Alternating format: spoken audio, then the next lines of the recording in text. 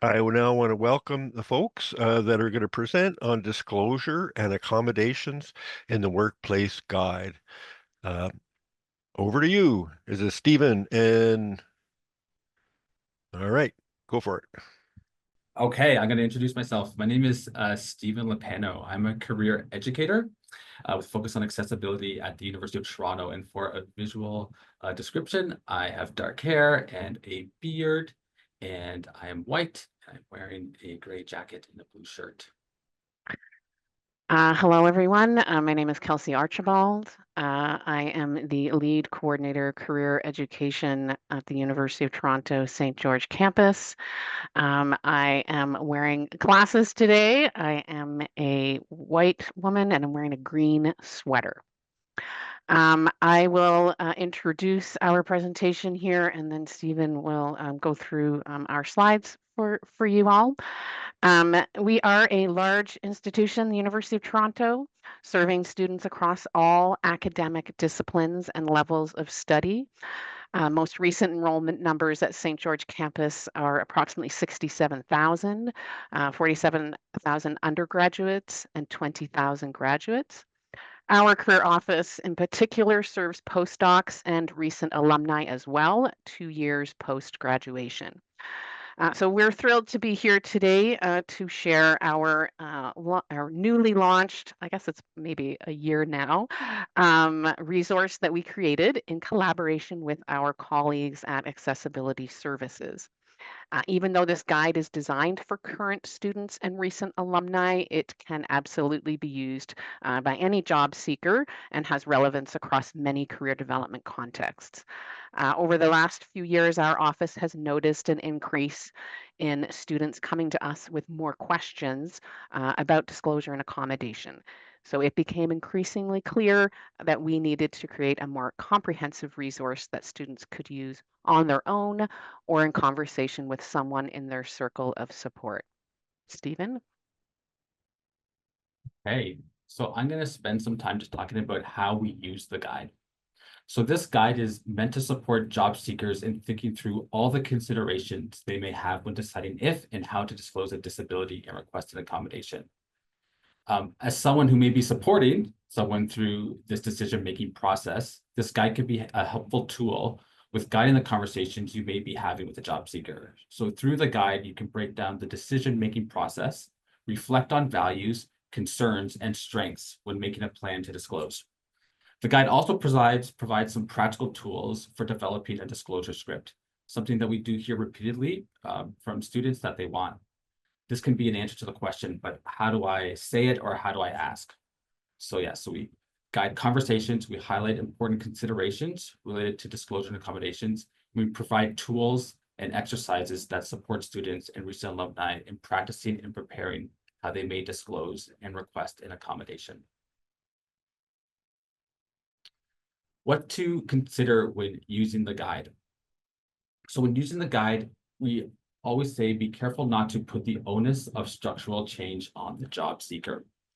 And what we mean by this is that ideally we hope there will become a time when diversity will wholeheartedly be celebrated and people will have universal access to workplaces, eliminating the need for disclosure.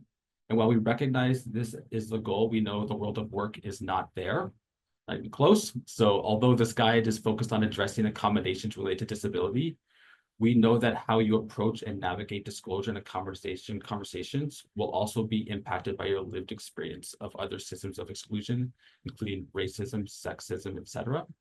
So as an example, you may need to navigate conversations with your employer about accommodations regarding your disability and or your religion or caregiving responsibilities, as well as raise concerns related to inclusion in the workplace. So remember that the onus of structural change and to become inclusive is on the employer and it's on the institutions, not on the person requesting the accommodation. We also do not encourage or pressure job seekers to disclose or not disclose a disability for those who have the option to disclose or not disclose, for those who, some people obviously do not have the option or not to disclose, but we encourage not to pressure them. It's about their decision-making process based on their experience. And we also do not rely on the guide as something that can offer legal guidance. We do have information about the different rights that that people may have, but we don't see the guide as something for legal guidance. Okay. So defining disclosure, just to describe the image here, we have one big circle in the middle that says disclosure, and we have a circle on top that says disclosure is about informing your employer about your disability, and another circle that says it is your decision, and another circle that says necessary for accommodations. So when using the guide, again, we are seeing this as someone's choice, but we're also talking about disclosure as something that's related to accommodation. So when you are speaking about disability-related barriers in the workplace, you're doing that in relation to seeking an accommodation. There are some people who may want to disclose and talk about their disability for different reasons in the workplace, but that's not what the guide is there to address. Okay. So before you make a decision about whether or not you should disclose and how to do it, we encourage students to better understand themselves and the role they're applying for or taking on. And we go through a whole list of different things about knowing yourself and knowing your job. So this involves knowing your skills and strengths, knowing what's important to you and what's important to yourself and your values. And what do you need in your work for you to thrive?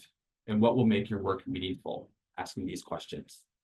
And about knowing the job, we also ask about understanding the job posting and the requirements. So what are the essential requirements? What are the assets or nice to have parts of the jobs? And do you anticipate any workplace barriers? What does the job posting tell you about the organization and the workplace culture? And how can you find out more? This is another very common thing that we hear is unsure. Is like, is this going to be a place where I'm safe to ask for an accommodation? How do you kind of look through the job posting? How do you research the employer to get a good sense of what your safety can be? That might impact of when in the process you might disclose. So speaking about when in the process you might disclose, that's also a big part of the guide as well, where we walk through different stages of the job application process, applying to work, and onboarding and beginning to work, and talking about some of the benefits of disclosing at a certain point and some of the challenges that may arise, and offer some tips. So we talk through the option of never disclosing, if that is an option for you. For some, that's not an option. But we talk about doing it on the job application, the interview offer, at the interview, the job offer, and the job start, and when a barrier arises. An example of how we can walk through these questions. So for the interview offer, some people might want to disclose then because they would need an accommodation for the job interview. So things to think about when you're doing that, that's not a lot of time to be able to really talk thoroughly about some of your strengths. So how do we do that during that period, if that's the time that you would choose to disclose? Finally, next up, we talk about developing a disclosure script and how to seek an accommodation, a script for that. So one thing we always stress is that you do not need to reveal your diagnosis or treatment.